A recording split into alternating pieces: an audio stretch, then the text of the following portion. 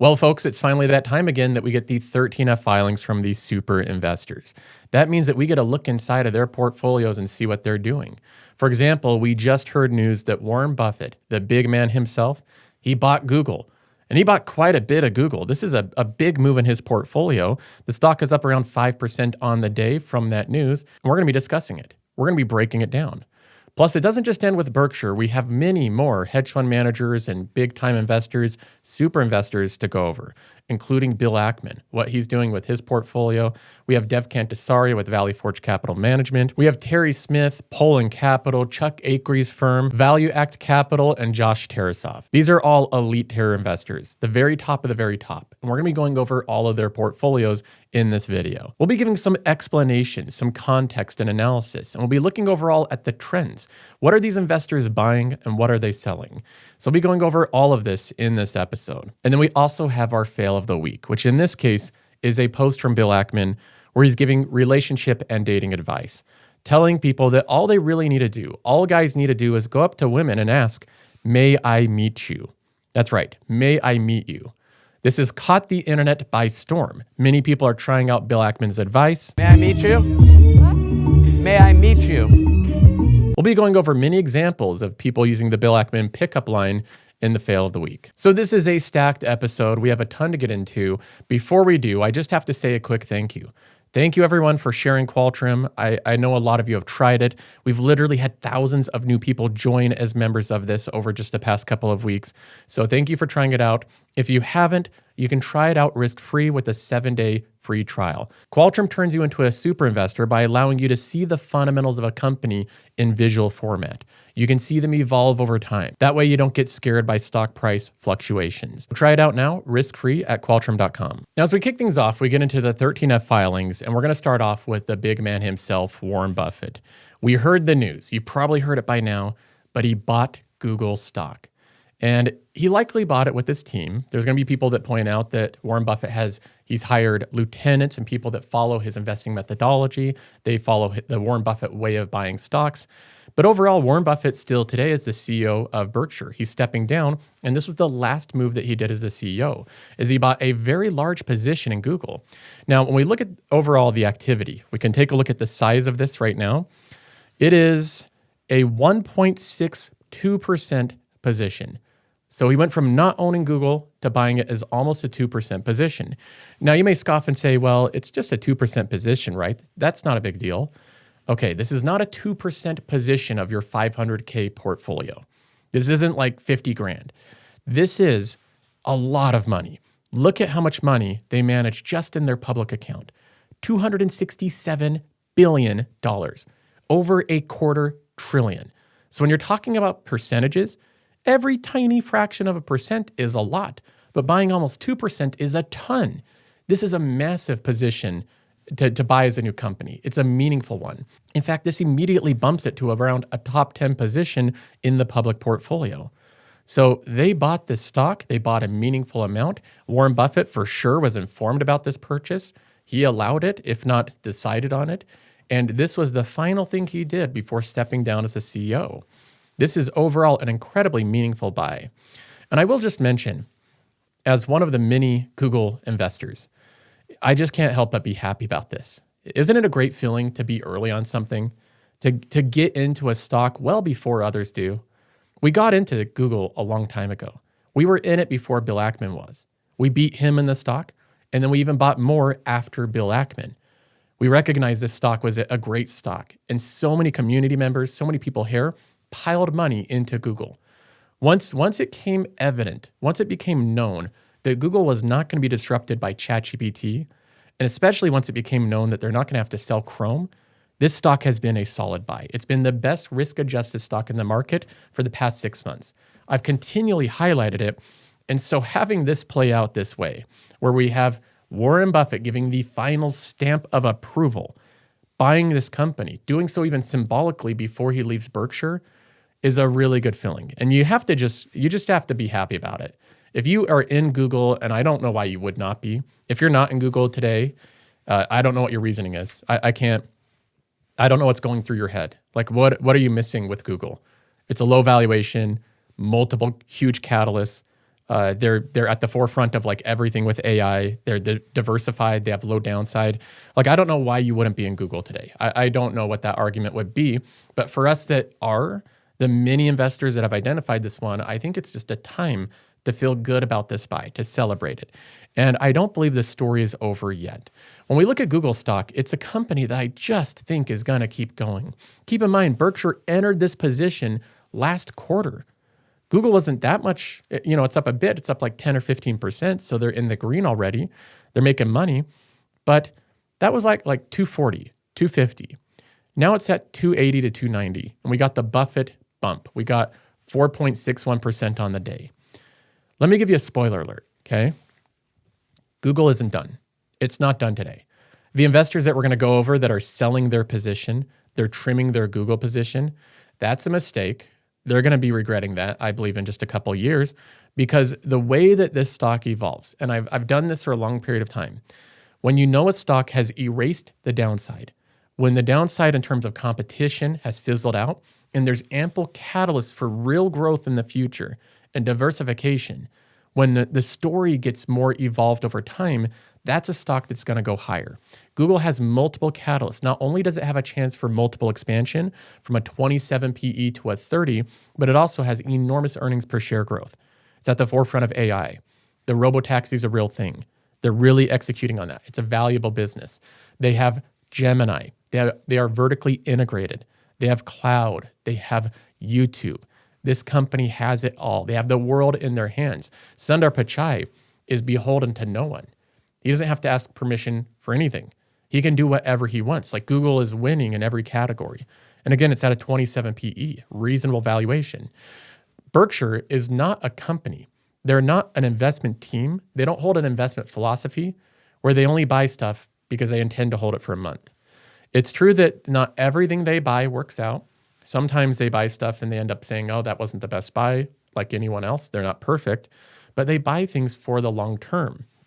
They, especially when focusing on a buy as significant and meaningful as Google, an almost 2% position, they're going to buy that one for the significant long term. So I think they're establishing this as another core position in the portfolio, one like Coca-Cola, American Express, or all the different companies that they buy. And they're going to continue holding this one for a long period of time, so long as the fundamentals continue to develop, which I believe they will. So this is such a validating thing to have the Berkshire crew buy this stock, to have Buffett do this at the end of his career. I think it's just awesome. When we look at my portfolio, I've been an advocate of Google for some time now. I have it in both portfolios. And I'm not someone that I just talk about a company because it's going up and it's great. I put my money where my mouth is. When I became bullish on Google, I bought the stock with a lot of money. I made it it was one of my biggest buys that I've done. In the passive income portfolio alone, Google is a $104,500 position, $38,500 of that being gains. So over $100K in this portfolio, $38,000 in gains, but then we hold it again in the story fund. If I flip over and load the story fund, we have it right here. We have Google again, $68,000 position, $40,000 in the green. So it's a $78,000 gain on a position that's now $173,000. So big position, but almost $80K in the green. I believe that today Google is my biggest winner in my portfolio, the biggest gainer overall. And I haven't sold a single share.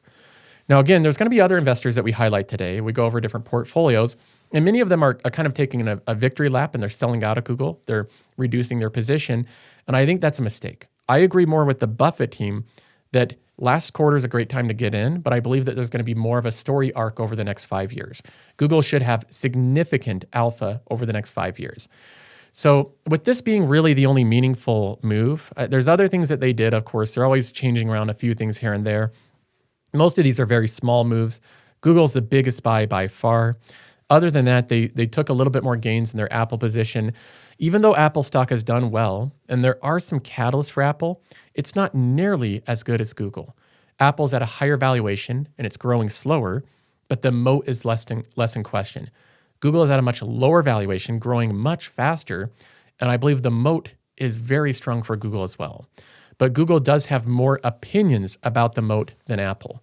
So Apple's just trading at a higher valuation because there's less question about the future disruption of the company. So I love the trade. I love Warren Buffett doing this. They've talked about Google for a long time. There's Berkshire meetings in 2019 when they're asked about why they didn't buy it, and Charlie Munger just said it was a mistake. They said that they know they've been paying Google to do these ads for Geico, where they pay like $10 an ad, a click, and then when somebody clicks through, they buy Geico's service. They earn a lot of money over the lifetime of that customer, so it was good for Geico. But they looked at the Google side, and they thought that click must have cost Google nothing. So we just paid them $10 per click, when to generate those clicks costs Google nothing. What a great business. Since that time period in 2019, what has happened? Google's no longer just a company that offers links that you pay for clicks. Now they're at the forefront of AI, quantum computing. The other bets that they're wasting money on, many people thought they were wasting money. Yeah, that was a significantly good move.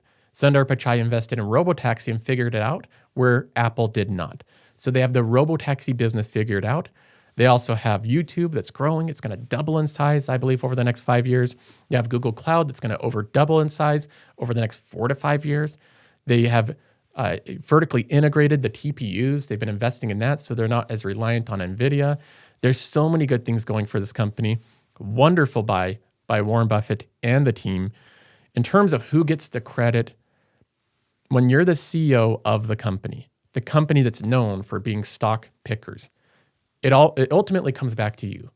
This is the area where even if his lieutenant came up with the buy, even if they're the one that had the idea, Buffett owns the buy, just like he did with Apple. Apple originally wasn't Buffett's idea, but he's able to identify whether or not something is good or something is bad. He's able to identify whether an idea is one that he wants to embrace. And he's obviously chosen to embrace this idea.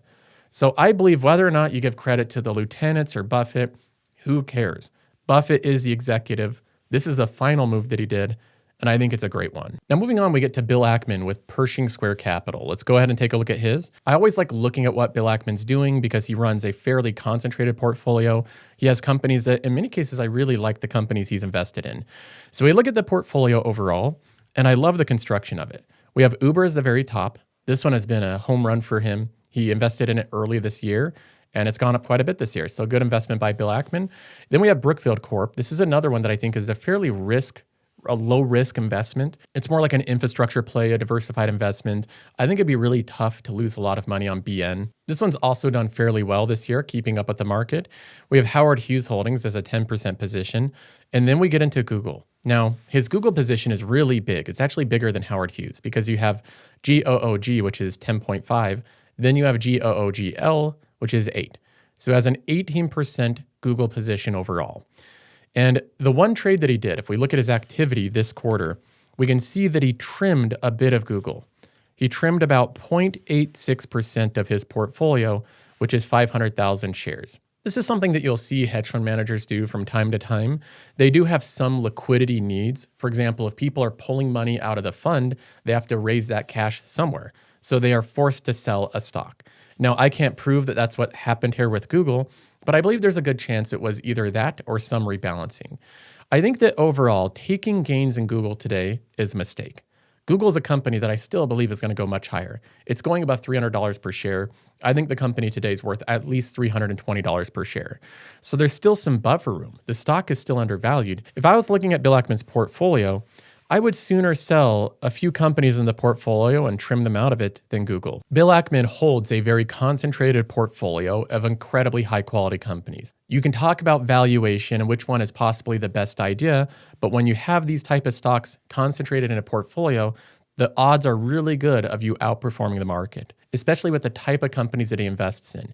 These platform companies like Uber, infrastructure companies, high margin data companies. He also likes restaurants where he has a special knack for finding ones at a good valuation. Bill Ackman has been hit by the Chipotle holding. He has been reducing his Chipotle holding all throughout 2023, 2024, and early 2025. And he probably wished he reduced it even more because Chipotle has been clobbered. It's given up so much gains over the past year. So that's one where I think he's probably the most disappointed in his portfolio. Overall, this is a very strong portfolio. Again, I don't like to sell on Google. I think he should have picked a different company, but I still like what I see here. Now, moving on, we get to TCI Fund. TCI is the Children's Investment Fund, and it's ran by a guy named Chris Hone, who is one of these legendary super investors, because you may feel that your portfolio isn't properly diversified if you don't hold more than like 7 holdings. And again, your portfolio may be $1 million or $500K or whatever stage you're at in your investment cycle. They continually grow over time. But imagine your portfolio was over $50 billion. And you held, let's see how many holdings. 1, 2, 3, 4, 5, 6, 7, 8, 9. 9 positions in $53 billion. That's how concentrated and how confident Chris Hone is in his portfolio and in these positions. Now, how can you do that? How can you comfortably, and I think with the even level of prudence, put that much capital into that few investments? Well, the way that he does that is he does not take risk. The risk per position is so low. The company's moats are so wide. The company's business models are so indestructible that he's able to put $50+ billion into only these 9 positions. So that's the calculation. Chris Hone knows that if you don't have a diversified portfolio with dozens of positions, you have to be very careful for every position you take. Now, when we look at the overall portfolio, you have a lot of the usual suspects here. There's some outliers, but there's a lot of the usual suspects. You have the Visas, the Microsofts, the Moody's, the S&P Globals, the Canadian Pacifics. He loves the railroads. The biggest position by far, a 27% weighting, is in GE Aerospace. And we'll get to that one in a minute.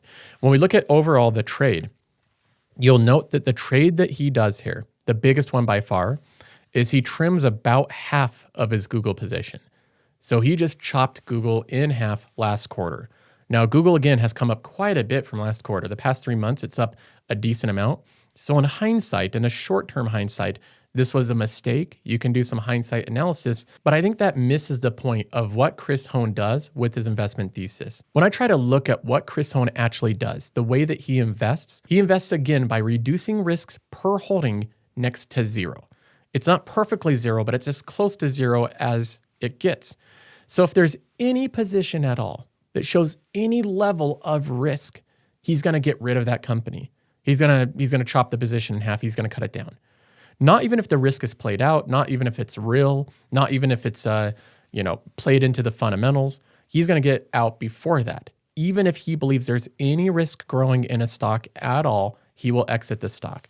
And he's outlined this before. Here's a recent interview he did where he talks about his overall portfolio, and he mentions that Google is the most risky stock in his portfolio. Maybe our most risky investment, one of our smallest investments as a result.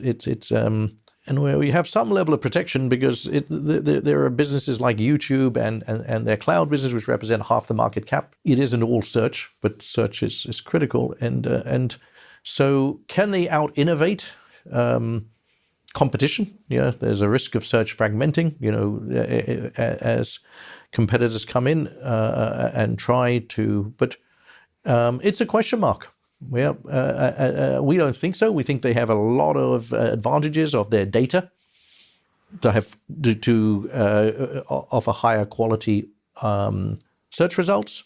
But competition is increasing. He acknowledges the greatness of Google. He says that they're diversified. He says that he believes they have a lot of data advantages.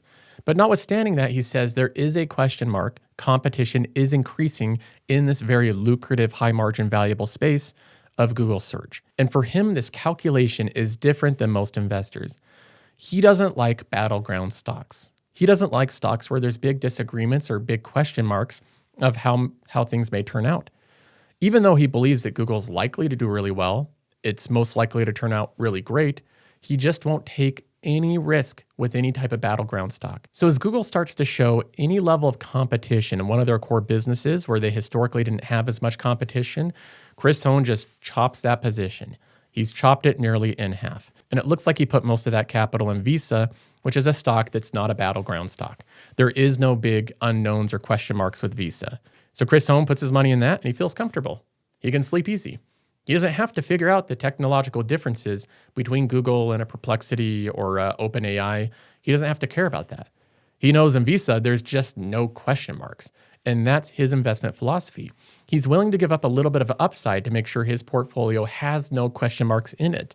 And again, that's something that's unique to Chris Hohn.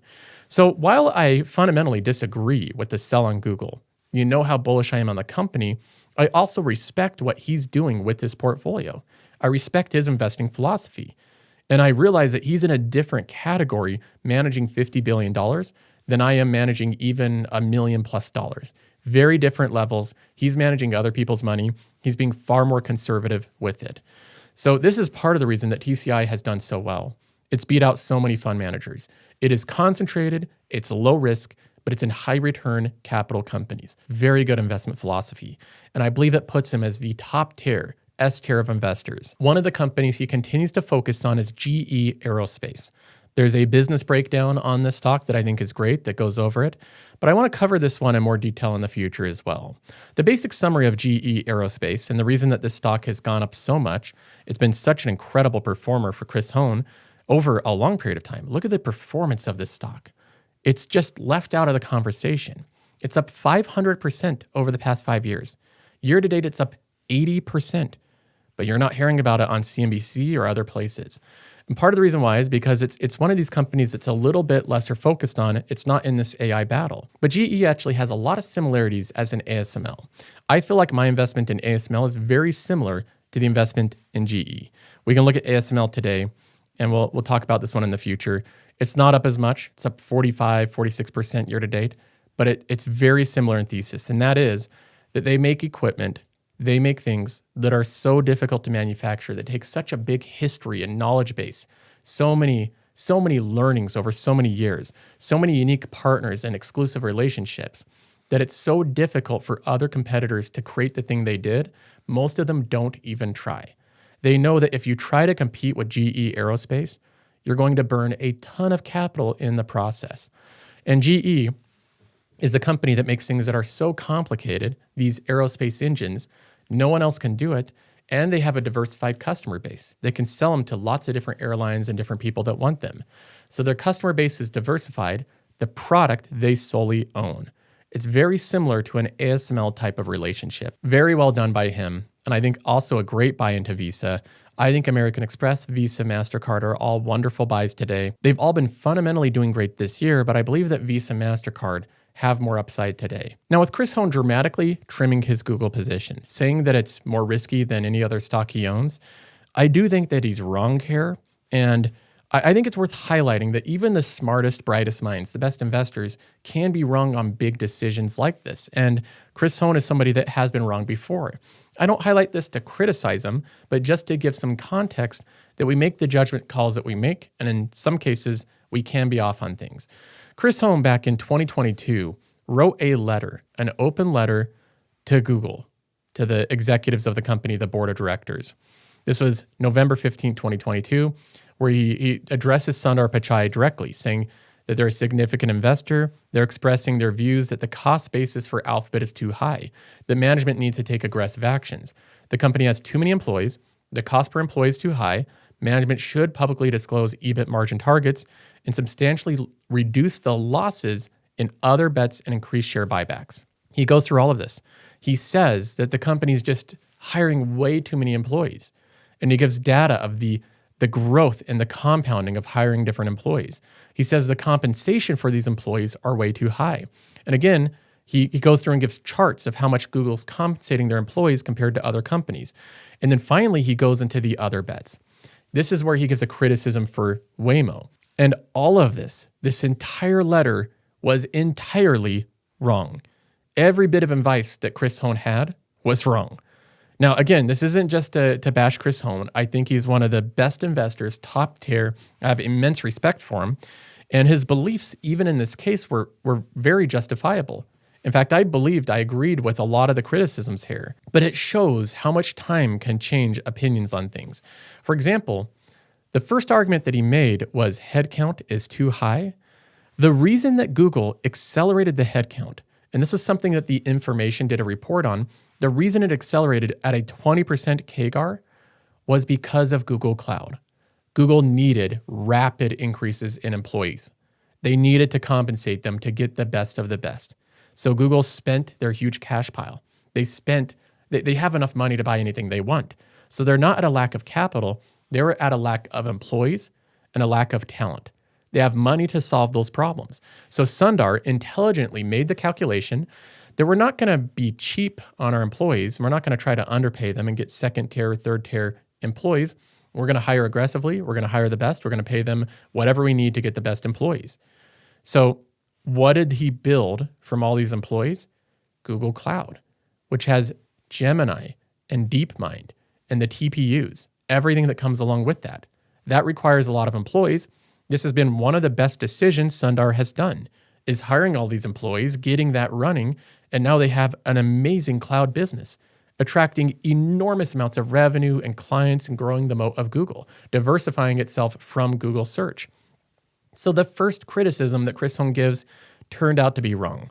The employee count was not too high given the situation. They weren't paying people too much given the situation. Although there was some waste at the company and some ways to trim, like there is any big company, Sundar Pichai had a meaningful reason to hire aggressively and pay aggressively. The next thing that he was completely wrong on was the Waymo other bets. He says the biggest component of other bets is Waymo. Unfortunately, enthusiasm for self-driving cars has collapsed and competitors have exited the market.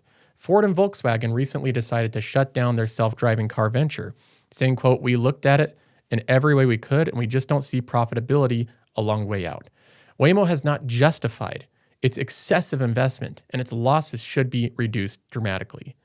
So he's calling for, instead of Google to be building Waymo, again, this is in 2022, he's telling them to shut down Waymo, stop losing money in that little endeavor, and instead buy back shares. That's what you should do, Sundar. Don't invest in Robotaxi, just buy back a few more shares. Now, what do you think has moved the stock more for Google over the next 3 years? The explosive, accelerated growth of Waymo, or what could have been saved, which is around $2 billion in share buybacks, maybe buying back another 0.2% of shares outstanding.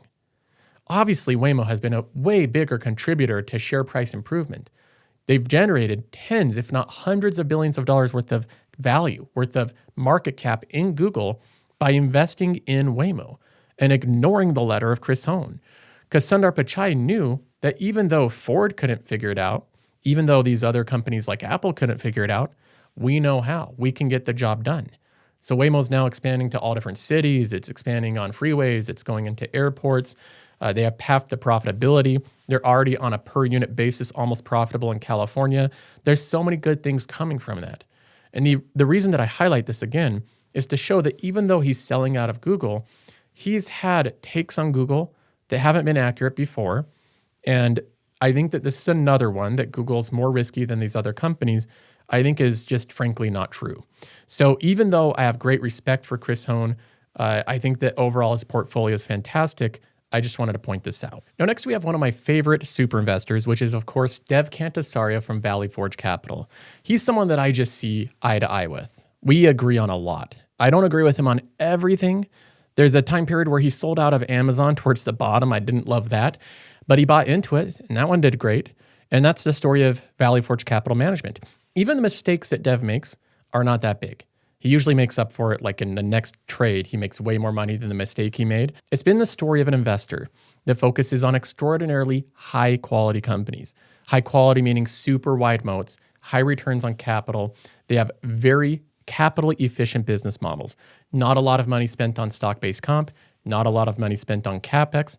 He invests in these companies that have a lot of pricing power. He says that pricing power is the key to a high quality company, the ability to raise prices consistently above the rate of inflation. And he also loves data-centric companies, ones that just sell something that has zero marginal cost. It's quality after quality with no compromises in the portfolio. So when we look at this overall, if we were to take the current percent allocation, so far, Dev Kantesaaria's performance year to date is minus 2.3%. So the market's up 15%, the QQQ is up around 20% or 18% or whatever it may be. And here we have him sitting at minus 2.3%. That looks bad. And many investors would look at that if they were performing that way, and they would believe that they're doing something wrong. They're making some big mistake. After all, why would your portfolio go down while the rest of the market's going up? But notice what Dev Kantesaria does. Does he panic and start changing everything with his portfolio? Does he abandon all the research and all the analysis that he did before? No, he just continues to keep his portfolio virtually the exact same. If his stocks are down year to date, if many of these stocks are down like 15 or 20% year to date, why isn't he buying the dip? In this interview, he's asked about his cash strategy. Listen to what he says here. We have in our history been at much higher cash positions. Today, we're less than 1% cash. And that is a reflection of the opportunity that we see today on a risk-reward basis. Now, that interview was a few years ago, but he's continually reiterated the same thing. He doesn't like to hold a lot of cash. So it makes sense that right now, he's not selling because he doesn't want to sell, but he's also not buying because unless investors or other people give him more cash to invest, he doesn't have some huge cash position to deploy. Now, those are what I consider the big investors, the ones that I think are the most meaningful to pay attention to. But we have some other notable ones that we can take a peek at. We have Terry Smith here.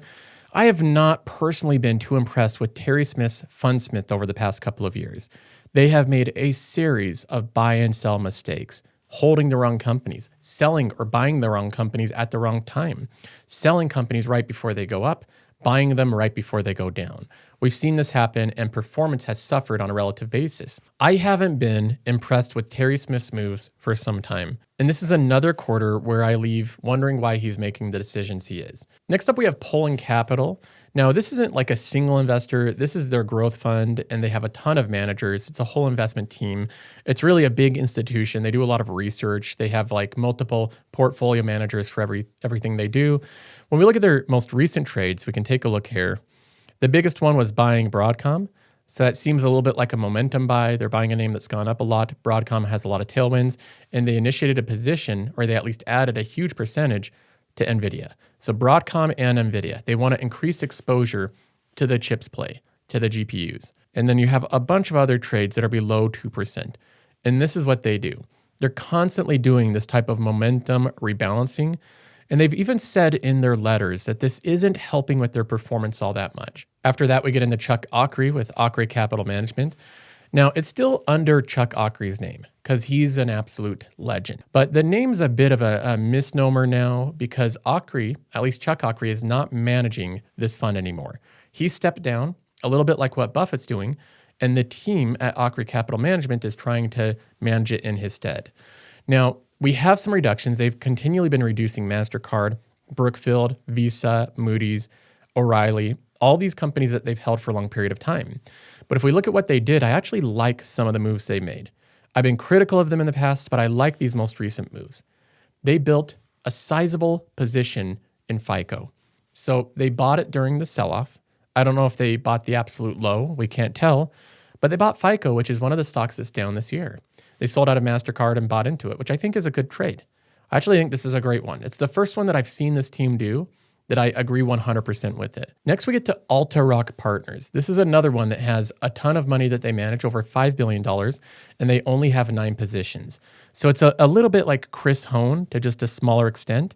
And I really like what I see here as well. They have added a lot of conviction to one position, which is Amazon.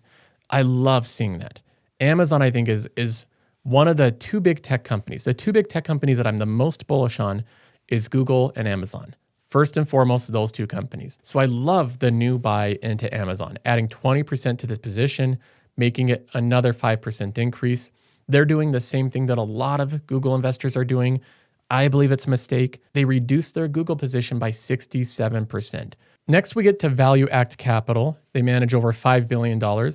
They've done the opposite trade of Alta-Rock. They've trimmed their Amazon position a bit, but they've also bought MongoDB. They bought Rocket Companies. They bought Toast, and they bought Visa, and they added to Meta.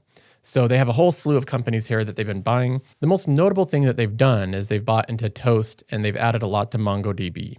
Those are 2 companies that I think are interesting, but Mongo and Toast do not have the moat that I'd look for when I'm buying a new position. Lastly, we have Josh Tarasoff. This is another investor that I like to follow. He manages a much smaller portfolio, but I still like the trades that he does. In this case, really all he did this quarter was he sold BAM, which is Brookfield Asset Management, and he bought Brookfield Corporation. So investors, if you're invested in Brookfield, you may take notice of that trade and maybe the reasons behind it. So there we have a look at some of the best super investors in the world, many of them buying Google, some of them trimming the position. We see a slight preference of Visa over MasterCard. We also see investors buying into FICO, but overall, they're just holding to their strategies. Their portfolios are mostly the same. We see no widespread panic, no selling, as these investors stick to their game plan. Now, moving on, we get to the fail of the week. This time, it features a post from none other than Bill Ackman. We just went over his portfolio, but now we're going over his solutions to social problems and cultural problems. Bill Ackman is somebody that there's no problem he can't solve, whether it's political, financial, or even in everyday relationships. He hears about this issue that he describes as young men not being able to meet women. So let's go ahead and just take a look at this post. This is just recently. We have it from Bill Ackman here. He says, I hear from many young men that they find it difficult to meet young women in public settings. In other words, the online culture has destroyed the ability to spontaneously meet strangers. As such, I thought I would share a few words that I used in my youth to meet someone that I found compelling. I would ask, quote, may I meet you? May I meet you? So Bill Ackman apparently would go up and ask, may I meet you, to different women before engaging further in conversation. It inevitably enabled the opportunity for a further conversation. I met a lot of really interesting people this way. I think the combination of proper grammar and politeness was the key to its effectiveness. You might give it a try. And yes, I think it should also work for women seeking men as well as same-sex interactions. Just 2 cents from an older, happily married guy concerned about our next generation's happiness and population replacement rates. Now, this went hyper viral online. It filled my feed, and I saw a lot of people immediately jump to this advice. We have Nick O'Neill taking this advice to heart, putting it into action immediately on the streets of New York City. Here he is going to a woman, asking her if he can meet her. Hi, excuse me. May I meet you? What? May I meet you? Later. Bill Ackman suggested that we have a crisis of men unwilling to approach women and just suggested that I say, may I meet you? Okay, we'll meet later. Yeah. Bill Ackman really fell through with that advice. Crazy. Okay, it's just so good. This is one of the many memes shared on this, but it wasn't the only one. Let's go ahead and take a look at some others. I did scroll on social media yesterday, and I will say that this brought me a lot of joy seeing some of the reactions to this. We have Greg, notable account on X. You miss 100% of the shots that you don't take. We have Sydney Sweeney's Instagram account. We have Greg's message right there. May I meet you? Best of luck, Greg. I hope it works out with Sydney Sweeney. We have High Yield Harry, a financial account, memeing Kendall Roy on the phone, talking to someone. Yeah, may I meet you? This is Kendall Roy from Succession, played by Jeremy Strong. Great meme, great format. Good one there from High Yield Harry. Ramp Capital with another meme. Hey, may I meet you? This one, of course, is Shane Gillis on tires. That one got 24,000 likes. So these are super viral memes now. You probably don't want to look like this when you ask a woman, may I meet you? Trung Fane's account says, may I meet you? And it has the Baron Harkonnen in one of his black mud baths. This is from Dune. So there you have another meme. Pretty good one. Solid meme from him. Then we got Robert Sterling with the O.J. Simpson car chase meme, with a bunch of police officers with the text over it, may I meet you, and O.J. Simpson driving away, fleeing all the men saying, may I meet you. And this is what's going on with Twitter over the weekend. We have the real Madhu Guru tweeting, taking a break from Gemini to ship an urgent change to Google Calendar. And right at the top there, you can see it says, may I meet you, and then plus meet me. So we even have product leads at Google over Gemini and the calendar getting in on the fun, posting memes of the Bill Ackman pickup line. So there we have it, folks. All we have to do to solve this problem of men meeting women is just to go up and ask, may I meet you? That's going to be it for this episode. Hope you enjoyed. See you in the next one.